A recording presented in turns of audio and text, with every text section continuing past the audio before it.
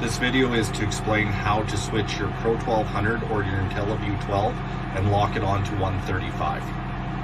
From your home screen, in the top right hand corner, go to your cards menu. Once in your cards menu, in the bottom left, your GN, SS, and guidance. In here, locate the SBAS and tap on the plus button. Scroll so you can see the whole screen. Your correction satellite will be on auto. Set that to WAAS. In the next pull down where it's on auto, if you want to lock it on right to 135, tap on 135.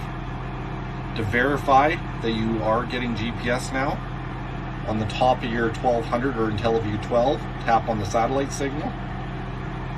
And inside of here, you'll see that you're locked on WAAS and that you have a correction age.